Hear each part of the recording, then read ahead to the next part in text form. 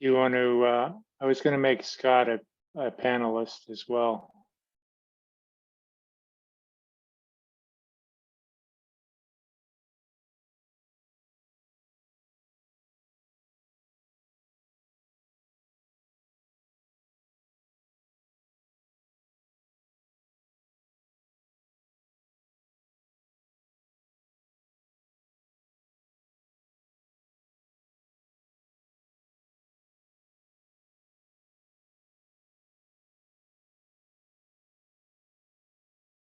I think we're all here.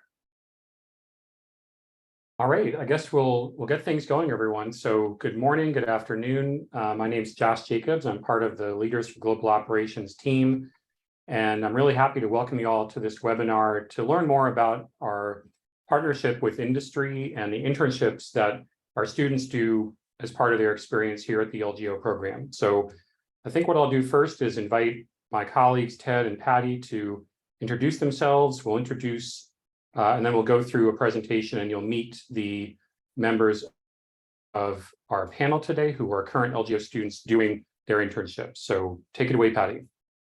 Hi, everybody. My name is Patty Eames. I'm the Associate Director of Student Experience and Alumni Affairs at LGO. So a lot of that role with the student experience revolves around the academics and the internship program that we're going to share more about today.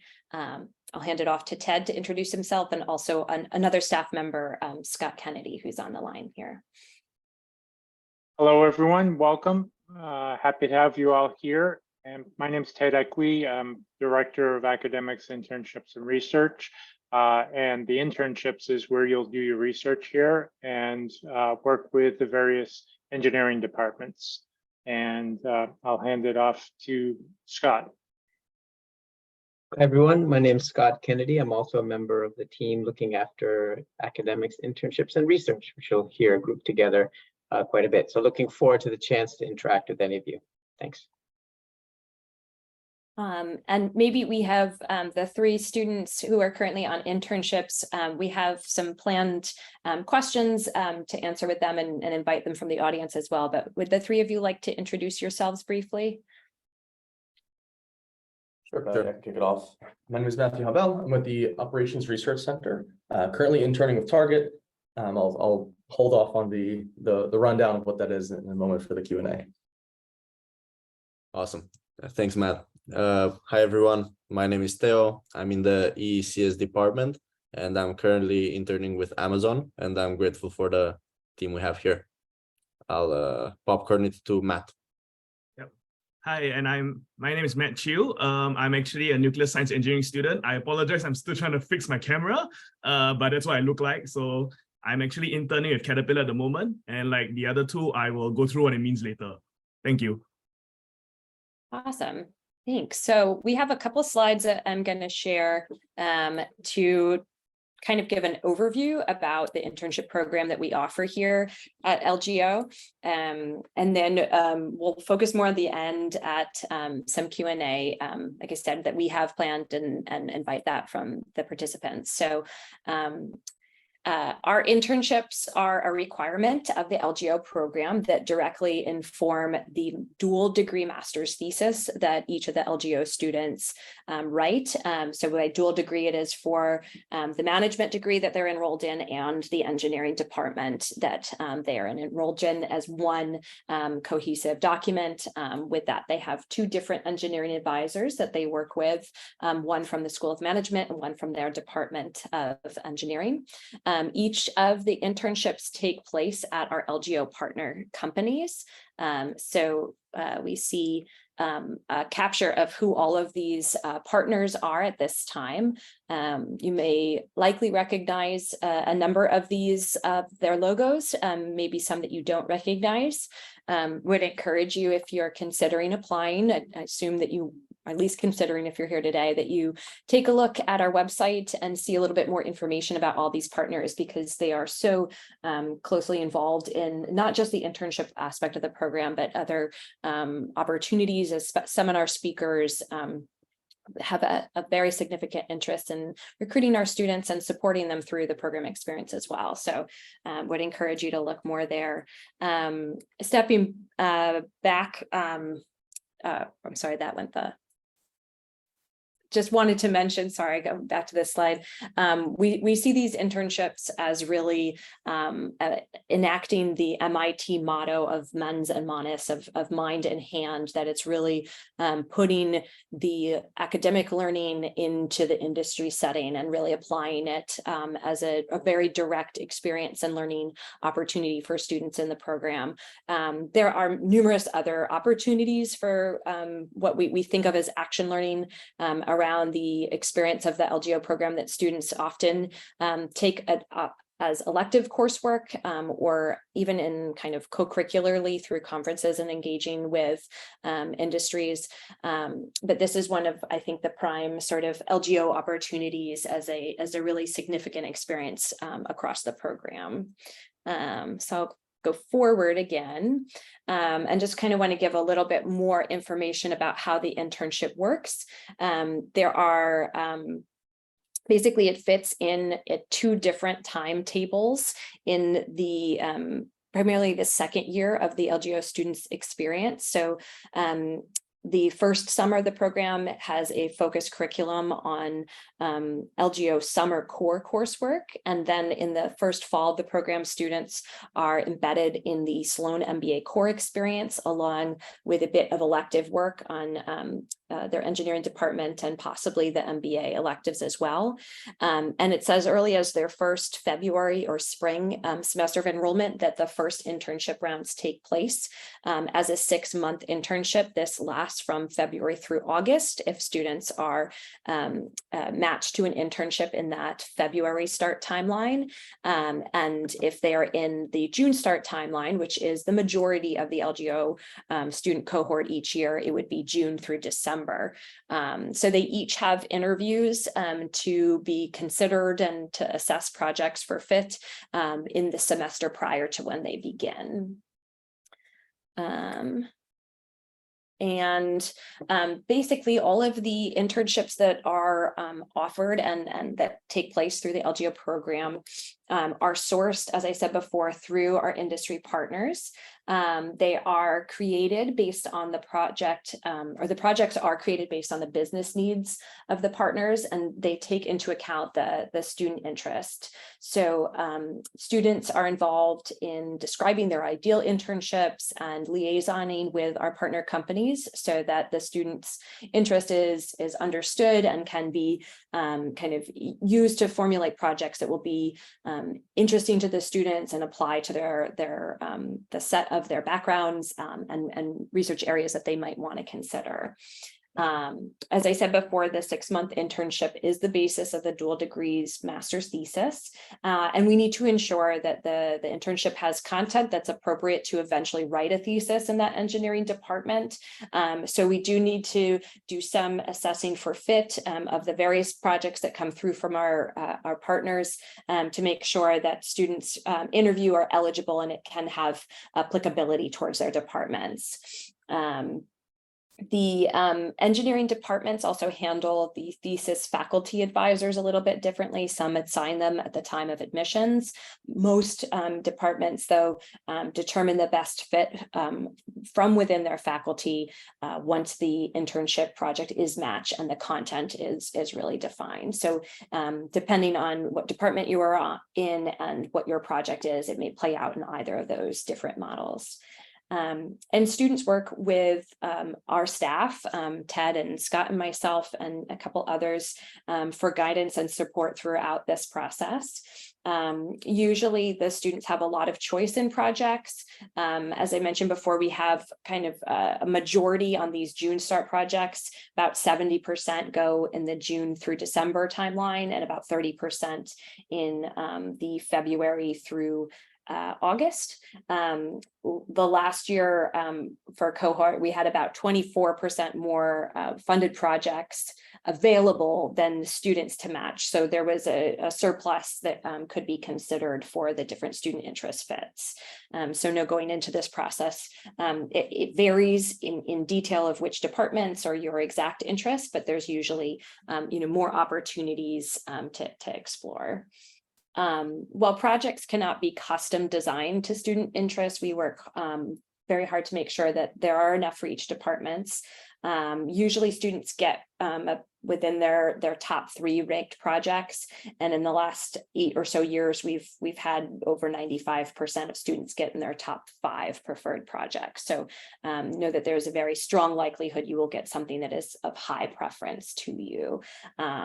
We use a matching algorithm for the majority of the projects to assign students to the project. So that algorithm is based on the Gall-Shapley and takes into account both the student's preference and the partner's preference to match up the students to kind of highest preferred projects by each party. We get into a lot more detail about how that works once you enroll in the program.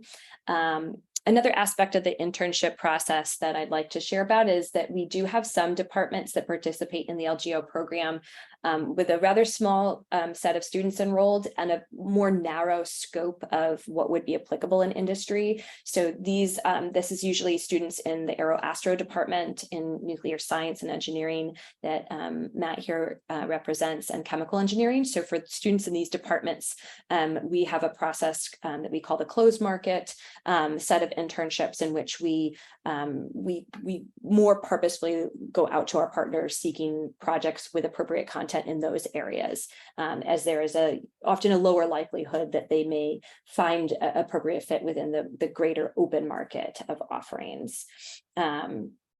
So that's noteworthy if those are departments that you are considering, to know that we do have a process to look for projects given a smaller, a more constrained content focus for those departments.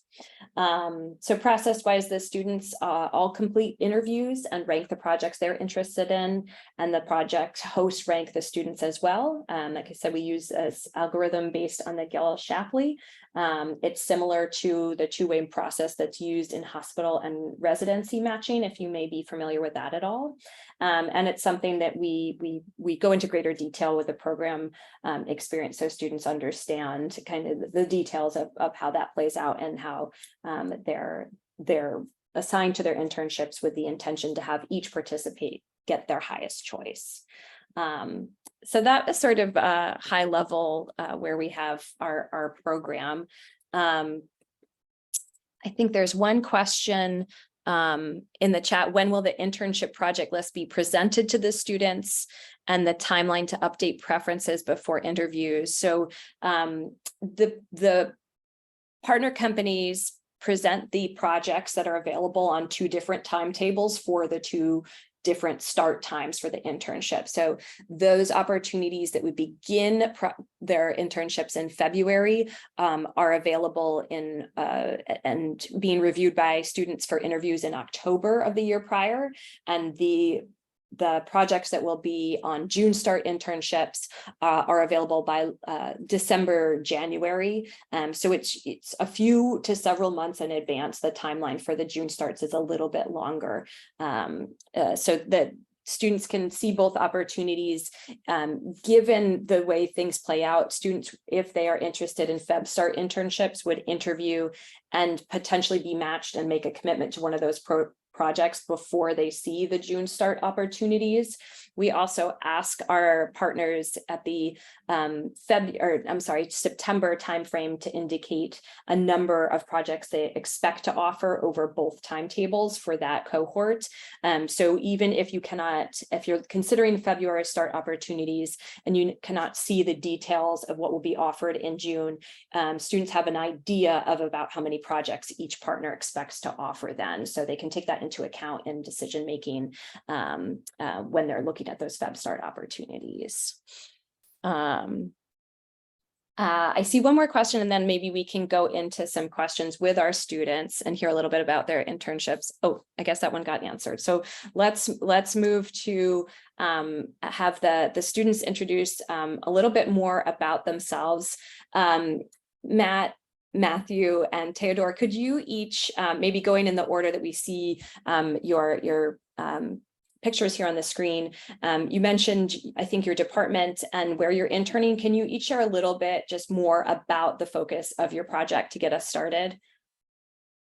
Sure, Patty. So Again, I'm with the Operations Research Center. We focus primarily on just the question of optimization, right? A lot of different mathematical formulations of how to optimize particular problems.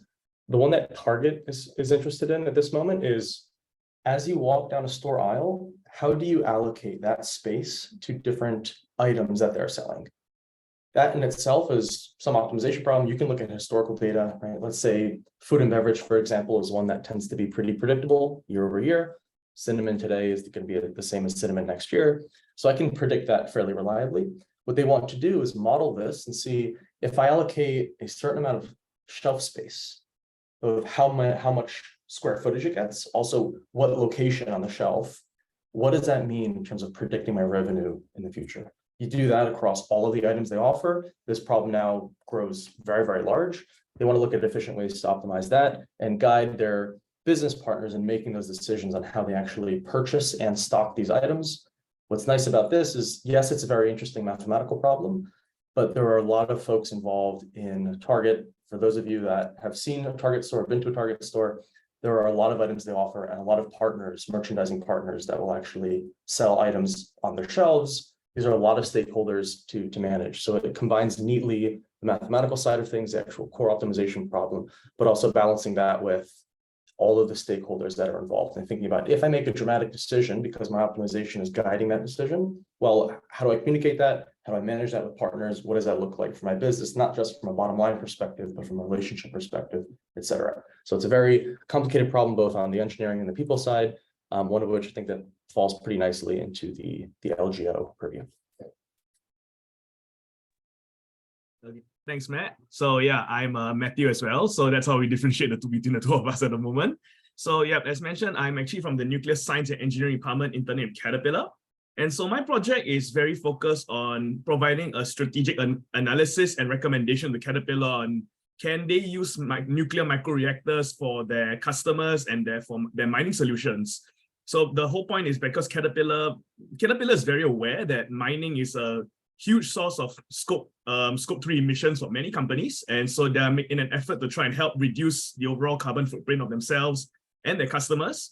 They are turning to a lot of carbon-free energy sources, hydrogen, solar, and recently nuclear as well, because the advantages of nuclear are they're stable baseload, and nowadays with microreactors, they're easily portable. So from their perspective, my job is to really try and help see if they can develop a framework that can advise them which mine sites could use microreactors, which microreactor to use, and how many do you need? Because a lot of this is unknown, and there's a lot more unknowns which the framework is supposed to try and capture. So my kind of work is really talking a lot of the different stakeholders within Caterpillar, stakeholders within the mining industry, the customers, understanding the actual needs, and then putting it together to form like a questionnaire of sorts that can help me determine if you can use a microreactor.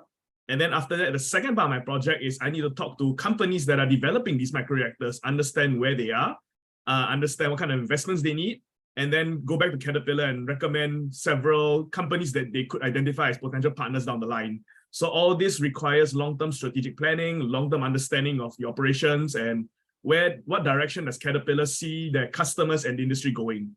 And so when we put all this together, it actually ties in very well with the LGO framework as well, because to understand where the industry is going, you need to understand the technical side of microreactors and also utilize the skills we learned from MBA to do strategy planning, understanding actual gaps, that the pain point and gaps that the customers and stakeholders actually have, so that you can actually create a whole comprehensive framework that can be advisable to Caterpillar and beyond.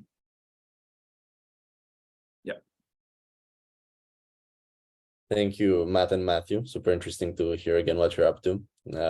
As I said, hi everyone, I'm Theo. I'm currently interning with Amazon, AWS. I think I'm experiencing something very beautiful about LGO. We have very long-standing partnerships with these companies, and sometimes we get the opportunities to explore new areas. In my case, this is the first time we're working with AWS, and I'm extremely excited to be there. As you know, AWS is a very fast growing business, and it has an unprecedented scale. So I'm tackling some of the challenges associated with that sort of growth. I'm in the customer experience group, and I'm focused on customer journey analytics and smart recommendations. What does that mean? Imagine a scenario where you as a developer want to upload this video, this recording of our meeting to the cloud, to AWS. And you're searching for a way to do it. You're troubleshooting, you're looking for the insight on the web. And you go to Amazon and then you start searching. First time you find maybe some info about AWS. Then the next step on your journey, it would take you to a guide about AWS. Then the next step, it's about storing on the cloud and so on. What we're trying to do is understand from your path in your customer journey, what you're looking for, and we want to deliver to you the solution earlier in your journey. That involves quite sophisticated technologies and advancements in machine learning. It's at the end of the day a recommendation system. But what we're focused on mainly is improving long-term customer experience and allowing our business to scale over time. As there are more and more services and more customers in AWS, it would be impossible to have someone to help you solve that problem in person. So we need to help our customers find their solutions as efficiently as possible, as quickly as possible, and in a scalable way. That involves working with many stakeholders. I work with multiple product teams. Each product team owns something like an internal Amazon Wikipedia, an internal Amazon Stack Overflow, all these resources that you could possibly find a search for a solution in. And I think it's a fantastic intersection of business and computer science, and it goes perfectly in line with LGO's goals. So I'm extremely excited to work on this project and to be with Amazon AWS for the next remaining 4 months. Awesome. Thank you all. I'm going to ask a question that we have here, and I want to acknowledge, Theodore, I think you have had an important meeting that got scheduled over the weekend. So I know you have to leave the group in a few minutes. So I want to maybe give you the opportunity to answer this one first. And I think also for those here understand they joined us, all these folks today from their internship. So these kind of things can come up, and as a part of the commitment they're making, both to share more about the program, but also to these internships. So the question is, what are the factors that influence you and how you ranked the internship projects when you were assessing and making the rankings about the projects you interviewed for? What was the most important factor to you personally when deciding on your internship? Maybe I'll kick this one off since I have to drop afterwards. Thank you, Patty, for that. And I appreciate everyone's understanding. I cannot speak on behalf of all my classmates because we all have different personal circumstances. So I am going to share my personal point of view, but it does align with many people's experience. To start off, one of the most important parts of this 6 months internship is the growth that we're going to experience, the lessons we're going to learn, and the impact we're going to make at the partner company. At the end of the day, we're writing a master's thesis we're using this internship as a basis for our master's thesis. So for me, the top priority was the actual project content and the actual project goal and scope when I was ranking. Even not looking at who the partner company was, what the location was, or anything else, what I cared about was, would I be a good fit for solving this problem? Does my skill set align with what this team is looking to accomplish? And do I believe that I would be able to build a master's thesis based on the work I'll do there and have a win-win situation where I leave value for the partner company and create value for my master's thesis as well. I think secondary, I really appreciated how we can interview with every single partner company that we sign up for, and we get to gauge the team we're going to work with.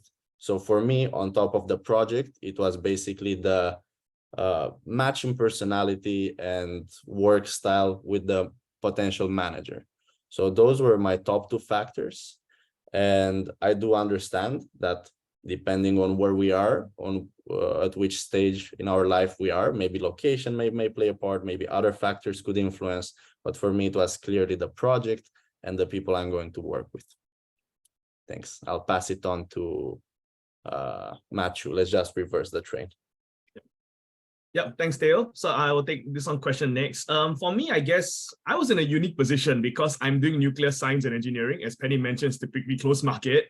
And to add another wrinkle on that, I'm an international student, so there are more restrictions and challenges regarding my circumstance. So for me, Caterpillar was the only choice in my sphere of observation. However, what was really interesting and good is because they understood my circumstances, Caterpillar reached out to me very early, and with the help of the LGO office, we began a conversation to understand what am I hoping to get from the project and what am I hoping to get from the internship. And because of that, we were able to craft the scope based on what I actually want to get out of it, which I think was really, really great. So currently I talked about the strategy work that I'm doing. That is the kind of work that I really hope to do moving forward, like understanding where can nuclear energy be applied, how to apply it broadly, and how to deploy it. So that's a very strategic focus. And so Caterpillar really worked with me and said, all right, we know what you're looking at. We know what we need, because we know a previous student did this work. And now just at this point in the project, it's really a good fit for you to come in and work on the strategy piece. So because from there, I was able to craft it out and really work very closely with them to get what I want out of it. And so the office also, as mentioned, the office really helped, and I think I would say Ted and Scott really helped to ensure that Caterpillar understood that this is required, that given my circumstances, we need to make sure that the project really is scoped out clearly and defined clearly for my case as I go forward. Yeah. Matt Habel? I have a little bit of my perspective. I think mine's somewhat unique because as I spoke with the partner companies, what I realized was a lot of them were different along certain dimensions. So for example, one that comes to mind is how analytically mature some of the processes and tools they had put in place currently were. And as I thought about that, right, you are thinking about, okay, if I'm going into a company, this is going to be a platform to eventually do my research and write my thesis. I would like something where I can have a bit more freedom, a bit more of an influence on how they currently do things. If they're very ingrained in certain operations, it's harder to kind of tailor that in a particular direction. And I was looking for a little bit more of that kind of open playground.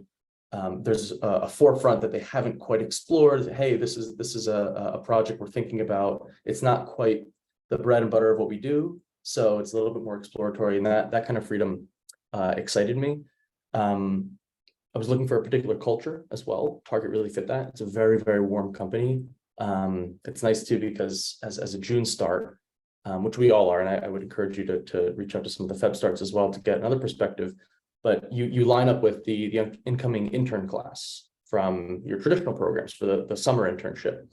That helps you kind of come on board with the same sort of camaraderie with other folks. There are a lot of other graduate students that I worked with, and Target does a really good job of just focusing on what the intern experience is, having trips planned, little get-togethers planned, different events and whatnot. So those were some of the dimensions that lined up. I will say, and this is what I think it might be somewhat unique. I'm not quite certain. If I looked at my top 6 companies, I really wouldn't feel comfortable saying this is my absolute number one and I must get that. All of these were really, really good opportunities. And at that point I said, you know what, let me rank 6 or so of these companies and say these are equivalent. I'd be happy in either place because a lot of them gave me really good perspectives into what they were doing, but also across a couple of those dimensions I mentioned, they were all in different places, and you could see yourself kind of focusing in a particular way depending on where you landed. So certain things I looked out for, but ultimately had a large list of companies that did well on those dimensions and felt like we had the luxury of flexibility. So I said, hey, let's see what works out, as opposed to really gunning for one or two. Before dropping, I just wanted to say that the staff is of exceptional support throughout the entire process, from finding the match that best works for you, all the way to getting the most out of the internship and accomplishing all your goals. So now I have to drop. Thank you everyone for your time and have a great meeting. Thanks, Dan. Thanks so much. I wanted to address one of the questions that was in the chat about the partner companies sponsoring international students. So for all of the internships, depending, most students are on an F1 visa that are here studying in the United States on a US student visa. Some occasionally are on a J1, but the internship program is in either case covered by the curricular practical training or the academic training on either of those two visas for that experience. Let's see, so we can go to a next question with Matt and Matthew. How many different projects did you consider ranking when you were looking at the internship projects that were available? I guess this is more for Matt, because Matthew, you already mentioned that yours was closed market and the one opportunity there.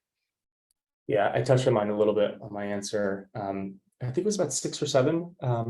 Of those 6 or so, I think about 5 were I was pretty much equivalent on. So that was a good amount of flexibility. I don't know if that's globally true. I think for other students, I heard it was closer to like 3 or 4 that they felt really good about, that lined up with their experiences and what they wanted to do afterwards. So I may have been a little bit more lenient with mine, but nonetheless had a lot of options I would have been happy with. Yeah, just a quick stat. The average number of projects ranked by the class as a whole was 12. And as Patty said, students had a varying degree of, like Matt said, any of these 6 are fine with me. Some said, oh, well, these are the top 3, but, I'm open to these 12. And it also depends on the student, the department, on how many are available. Matt probably being at one extreme, and Matt on the other. The ORC had many different projects, but require that optimization, and not all projects have that deep math requirement. So. Great. How about the transition that you've made for both of you, Matthew and Matt, are on June start internships, from going from being a student and taking classes to being in the industry setting. How have you prepared, or how has that transition been? And what kind of support have you received or utilized in that process? Yep, I believe I can start this question. Well, I would say that the transition from student to the intern was definitely it was for lack of a better word, a relaxing one, given that during semester you do have a lot of classes and assignments that are due.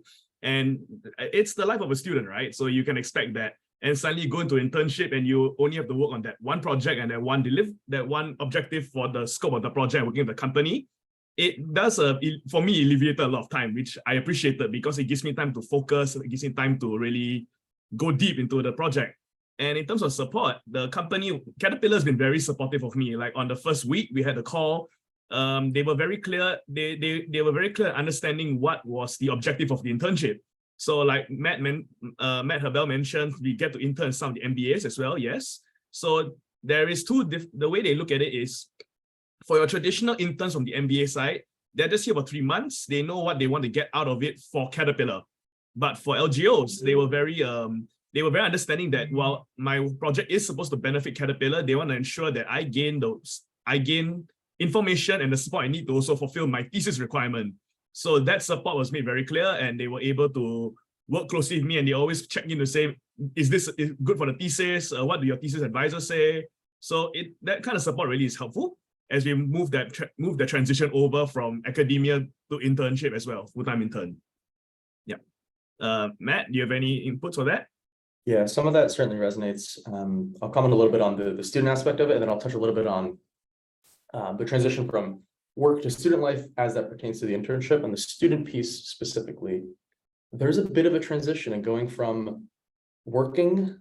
I was in consulting for 4 years, which is, I think, pretty close to the average, to then being a student again. And I think there's a mindset shift that does, at least for me, it took a little bit of time. And I think it wasn't until the fall semester hit where I was really back in that kind of mindset of being a student.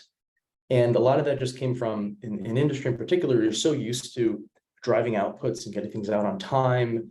I worked with a lot of clients, and it was more, what could we get to them on time in a way that was valuable? And then you enter academia and you're focused a lot more on refining what is the best answer. You're focusing on, if I have a particular engineering problem, what are the ways of approaching that, fleshing those out, benefits and cons for each of those approaches. And in industry, you don't always have that luxury. So you do kind of reopen that sort of curious, explorative part of your mind that I hadn't noticed until I got back into being a student. You don't really flex that muscle as often in an industry. So that was a welcome return. And then going back into then the internship, which is much more an industry-oriented role, you kind of blend the best of both worlds, where Target has certain questions for me. Things came to mind that were directly discussed in classes that I had taken. It really wasn't that much labor to be like, oh, we talked about this approach. How can I rejigger certain things to bring it so that it's relevant for Target? No, a lot of what was covered in grad school was covered in a way that was very analytically rigorous, but also in the lens of application. And you could just really bring that into the world of Target. An example for some folks who might be familiar, just so this doesn't seem super nebulous, is stable regression, for example, or sparse regression in certain cases. Well, I have a company that is measuring data over time. I don't want to have 25 different metrics into some simple regression model. Well, maybe I could just stick with the top few. That's less data to measure. That's less risk of sparsity coming up, because some of these metrics will no longer come in over time. And those are really fundamental questions for how you run certain analytics approaches. And it was really a direct shift from what you had covered in class straight into the internship.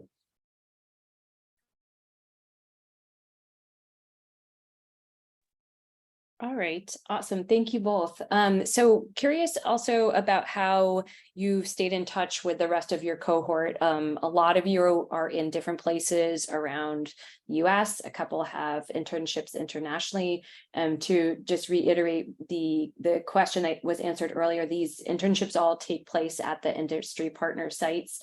So there is the expectation that the majority of the students will move outside of the Boston area, as most of the sites are not local. But for the two of you here, how have you stayed in touch with your classmates and utilized each other as a support network as you are all dispersed in different areas? Yep.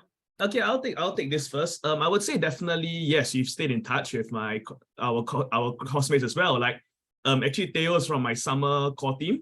Actually, and we've been in our core team is kept in very close contact. Like we usually chat every week, or we have updates. We try to have calls at least bi-weekly or once a month, so we just keep up with each other to try and just maintain the bond.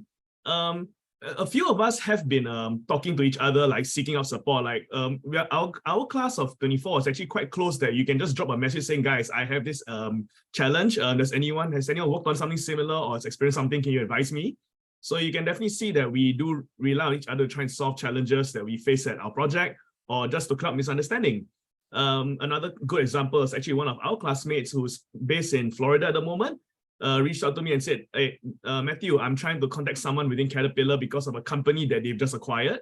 I'd like to understand something else. Could you help me connect with the right individual within the company? And so I'm doing my part to just help him to see who's the right person he can talk to, so that he doesn't have to waste time like emailing one person and then being bounced around until you find the right individual. So that's the kind of way that we rely on each other for help, and really just ensure that, and because we all understand, I think Matt Havel will probably agree with me, each of us understands that we are all in the same position. We're all on internship, trying to get through this thesis as well. It is not in our collective interest to just say, sorry, I'm too busy, I'm not going to help you, this is your own problem to solve. We will want to make sure that each of us helps each other, and at the end of next year we can all graduate together at the same time. We really don't want to be in a bad position, especially when your class is only like 49 or 50 big. You really don't want to have any bad feelings or situations where people say, yeah, he really wasn't that helpful to me when I reached out to him. So we really make sure the bond is there and we rely on each other for help. Yeah. Matt? I would agree with that. You also stay in close touch from a social perspective. Matt Chu and I just saw Oppenheimer together. Great film, highly recommended. And do the double header as well. Barbie, I've heard great things about too. But I'll expand the question a little bit because I think this provides a lot of insight into how the LGO classes operate as a whole. First off, you're going to have a WhatsApp group for your whole class, and it's going to be pretty darn active. You might mute your notifications fairly often because people really stay in close touch, especially at this point in our careers where you've been in industry, or a lot of folks have their lives and career paths forming. It's rare to have a moment to take a step back, focus on yourself in the way that academics allows you to, but do it on the same timeline as 49 or so of your peers will. That allows for some really close connections, really good bonding. You'll spend the whole summer together. You'll make a lot of really close connections there. And then as you get into the rest of your MBA experience with the Sloan cohort, that will expand, right? Your circle will expand, but you'll always feel with the LGO group, there's an inner circle of support and folks that you just get along with.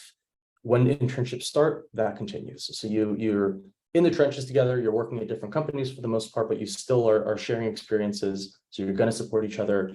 And that also extends not just to that academic or professional support. You're going to see each other. The folks that are still in Boston get together pretty often. In the fall, I'll be visiting some friends in Nashville that are doing their internship down there. You really form these fairly strong bonds. A lot of that is self-driven, right? If you want to lean into that or lean out of that, depending on what your preferences are, you can. But on the average, most people really do lean into that, and you form a pretty cohesive group. Thank you. So maybe pivoting a little bit, there's a question in the Q&A here about how choosing and working in the internships helped you make and consider a career industry pivot, or I guess to put it a little bit differently, how has your internship, at least so far, influenced where you may be making decisions next for full-time and career decisions? I can take this one. There's gonna be a bit of a wind up to it, so bear with me, but I was in pharmaceutical consulting previously, really loved being in the healthcare space. And in my eyes, I thought to help people, you needed to be close to the work being done, close to healthcare. There was a study done way back when an insurance firm covered air conditioning units, and they wanted to see what the actual improvement on health outcomes were. If they covered air conditioning units as opposed to cardiovascular drugs, which were very, very expensive, just the downstream effect of the development cost. And they found that per capita, covering AC units was a lot more beneficial than covering the cardiovascular medication. Couldn't do it because there were a lot of pushback and covering people's air conditioning units, right? Other folks that bought into that insurance company didn't like that.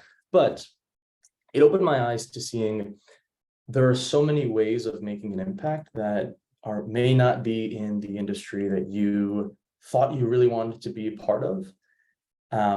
And that is what opened my eyes to, while I'm here in LGO, let me just stretch a little bit. I would not have expected myself to be in retail, but I really do appreciate the exposure, the way people think about their customers or guests at a store, as opposed to patients, for example, drawing the comparison between retail and healthcare. I think in the long run, I will still end up in healthcare and medical devices, but having this excursion into other areas, you recognize just how much overlap there is, but also see unique ways of thinking about addressing customer problems that will ultimately equip you better for downstream career goals. So I think getting that breadth of exposure can do no harm. You can certainly double down into an industry, but I took the approach of, let me take a step back, let me zoom out as opposed to really zooming in, because again, it's tough to find that luxury outside of deliberately pivoting into an academic experience. So I figured I would take the opportunity to do that. Let me just jump in for a quick minute from a historical past students. Students have used the internship to try out an industry, and they tried it out and they said, yeah, no, this is not what I want, but it's a low cost experiment as opposed to taking a job. Other students tried it out and they said, oh yeah, I thought it coming in, I wanted to do this. Like Matt said, oh, you get that exposure had a student come in, wanted to do Amazon, did an internship in Amazon, ended up in Amgen because of the patient. So the LGO experience is really a nice experiment time, low risk, see a lot. You see what your classmates are also doing. So you don't have to have the direct experience of the internship. And we have a lot of people from military and other places, people that came from consulting, want to get out of consulting. And it is an excellent pivot board. Strongly agree. Yeah. I guess I can also just jump in on my point of view. So I'm different from Matt. So I came in wanting to double down in the industry that I want to go into. So I came from Singapore government doing radiation and nuclear detection solutions development as well. So I came into LGO with the mindset that I'm going really deep into the nuclear field. That's why I'm taking a nuclear science engineering master's. So I'm really going in. So I guess in a way that, that's how Caterpillar also understood that they wanted to make sure that my project was crafted to my needs, because I didn't come in saying I want to explore. I came in saying I want to understand how the industries react to nuclear, how do you deploy it, what's the challenges industry faces from their perspective. So because of that, and that very, in a way, it's narrow mindset, but because it's very narrow focus, Caterpillar was able to help me because I knew what I wanted. So I came in here really with that focus thing, saying that's what I want and that's all I'm going for. And there are pros and cons to that that kind of approach, because you will understand what you want and you really will charge for it. But in a way, the one thing I would say this as well is that sometimes you are blinded to other opportunities. So it depends on what you want, right? There's no good and bad approach. So in my case as well, because I knew what I wanted, I charged for it. But I also have a chat with all my LGO classmates. I met Hebel and learned from their experiences as well. So, well, you may not have been focusing on it. You get to learn from them and hear their experiences, which can also integrate into your perspective. Like, is this a narrow focus what I really want, or is there a way to enhance it even further? So there's a few ways to go about it. So that's just my perspective on how I approach from before to now. Great. Thank you. There's a couple of questions in the chat that relate to academics and the ties that you have either for the thesis that you'll write afterwards, or I think we see a question about courses that played into supporting you in the internship projects.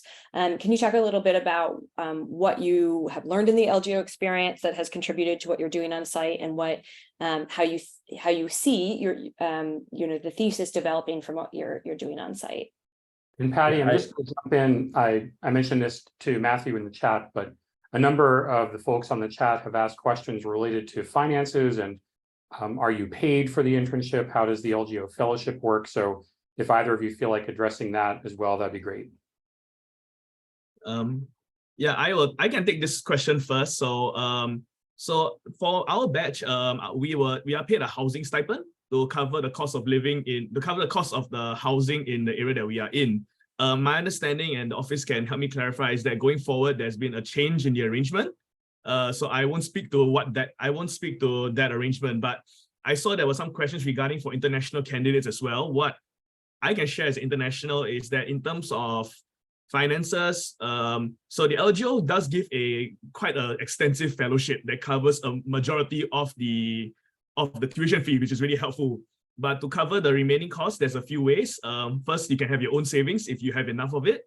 Another way is that we can take a loan out from a partner bank. I think it's Discover that has an arrangement with MIT that provides loans for international students as well. So that's one approach to covering the finances. In terms of cost of living in Cambridge itself, so there's a few ways I can go about it. When you stay here, you can stay on campus or off campus depending on what you need. So on campus generally is slightly cheaper, but you do have to move regularly. Like after 1 year, you have to move out and find another place. If you are staying off campus, there's several places you can stay, and the prices do vary depending on where you stay. So that's a bit harder for me to quantify right now. But if you stay off campus, you can generally have the same lease for the entire length of the program, or 1 year, without fear of having to move the next year. There are arrangements that can be done. You can sublease, you can sublet, all sorts of things. And all this technically can be funded also by the same loan. So MIT actually on their webpage provides a table that shows the estimated cost of living in Cambridge which the Discover Bank will take from. So they will tell you stuff like, oh, you can call for housing rental, you have maybe about $1,000 amount. So the bank will do the arrangement and say, since you are staying here for 12 months, as part of the loan, we'll give you $12,000 for the cost of living as well. So these are the ways that internationals can get finance for the LGO program. But again, to reiterate, the office and the program does give quite a substantial coverage for the tuition, which is the lion's share of the costs. So that really does help at this point. Yeah. Matt, if you want to add in? I think that is largely applicable to non-international folks as well. I really wouldn't add too much to that. I will say that the internship, you will be working with the company over the summer and then the following semester. So if it's Feb start, you'll be having spring and summer. If it's June start, you'll do summer, then fall. And they do provide the stipend there to help with it. But I wouldn't really add much. I think you covered it well. I can take the two questions. So there are two that were here. I was going to type the answer to, but I think they're really good. And Patty mentioned them as well. So I'll do kind of a 1-2 in answering these, and then Matthew, I can pass it off to you to get your looks. But first off, the first question is on how do you bridge the academic and industry experience and how that relates to writing a thesis. How do you think about the models and the work that you've done in class and bringing the professors into kind of taking that and layering into the thesis. Second one is around MBA courses. So for the first one, the companies are aware that your work is going to result in a thesis, right? And that frames your engagement differently than a traditional intern would. First of all, you're there for 6 months as opposed to less than 3, right? 10 or 11 weeks for a lot of traditional internships. That helps considerably in helping them gear up for how they're going to use your time. A lot of the work that I do with Target, I'm not quite expected to be another hand in the pot, if you will, but rather someone who, yes, I'll understand how a lot of the operations work, but I'm ultimately there to kind of design something new, right? It's not just, hey, we run this operation, we need someone to look over this subdivision, can you do that? But more so, hey, this is how the operation works. We're looking to augment it or improve it in a certain way. Can some of your work explore that or do that? And that really sets you up for a way that you'll be able to focus on sort of the academic and explorative nature of the work rather than business as usual, if you will. That's been really helpful. And sometimes it takes a reminder, right? There'll be a lot of different stakeholders you interact with in the company. You may have to mention a couple of times that this work is a bit unique. But I've found there to be very good reception to that. You're also then assigned to, well, you can pick your 2 advisors. One will be with MBA, with Sloan. One will be with your engineering department. There are a lot that have worked with students in the past, some that are new. The ones in the past know the run of show ultimately. That happens to be the case for me. And one thing that I really enjoyed, and this is something that I almost just thought of when I was in industry, but never really had the answer to, is, well, what would someone else do? What would a true expert do in this scenario?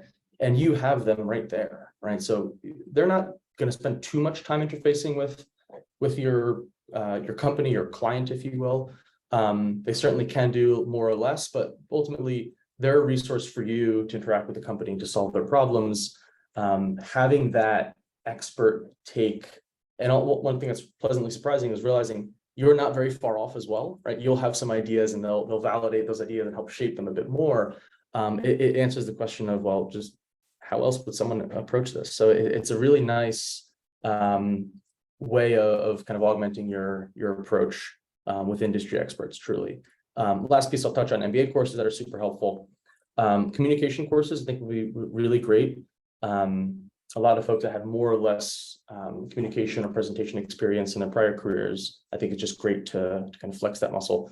The second one that surprised me and how useful it was a course called OP, Organizational Processes.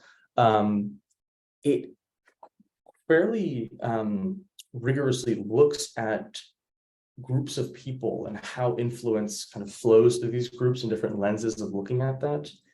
Something I hadn't thought about explicitly before my exposure to this program, and going back into industry with that in mind, recognizing a lot of where the decision makers lie, what their concerns are, how to bring ideas to them, thinking about ways of convincing them or ways that this really benefit them, has been tremendously helpful. So doing that from the get-go with Target has been really a really good return, I would say.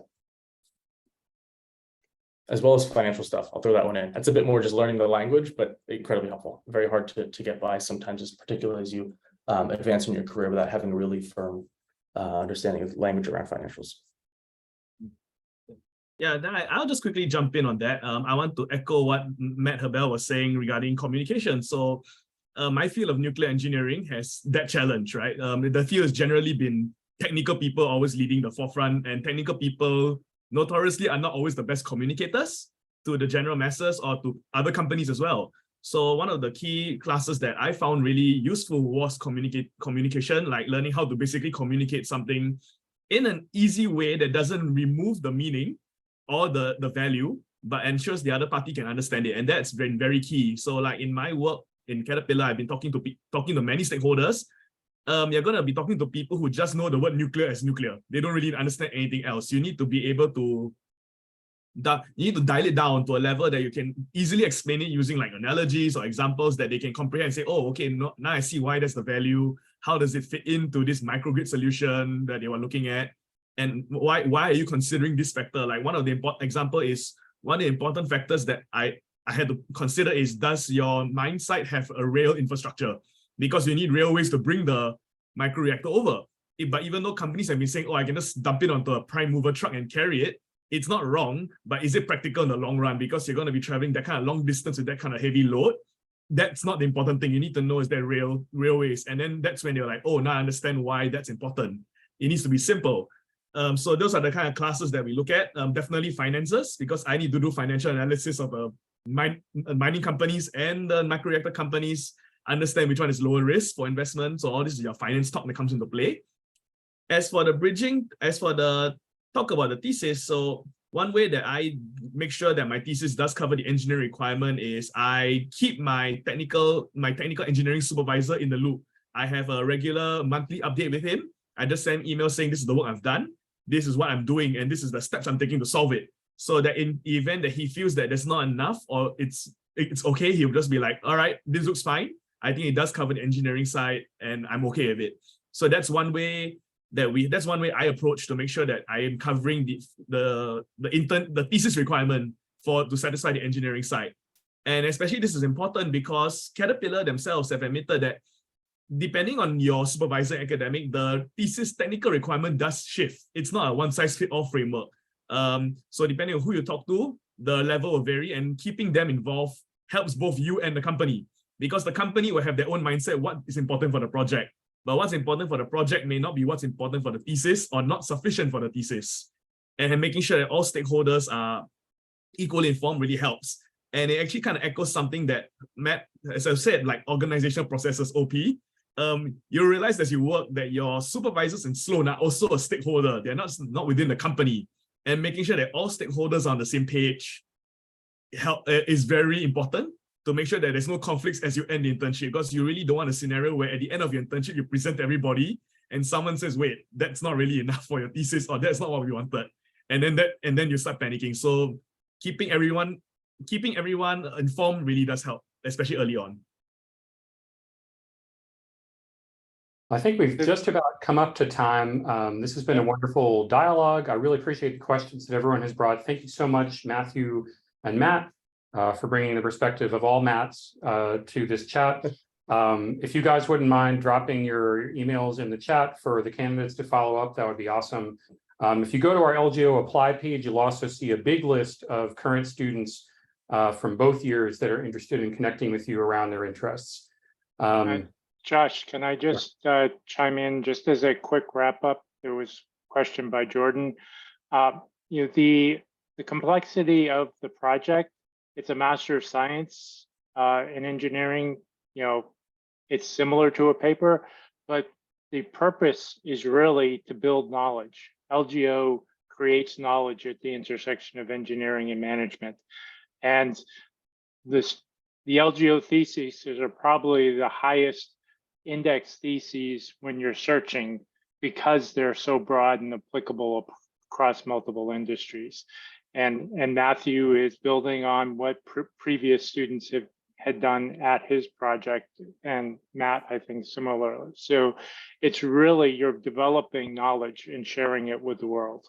Can I just share a really cool story? So Matthew's predecessor, an LGO intern at Caterpillar working on a similar topic, graduated in May. His thesis was published, and someone reached out to me from a magazine, a trade journal that works on issues around data centers, to say, hey, there's a trend now for data centers to explore using small nuclear batteries to power them, especially to avoid heavy draw on natural resources. Can you connect me to Santiago, the person that wrote this thesis? So there you go. Like within months, this thesis has had an impact on a sector that we never would have predicted. So just a little cool illustration.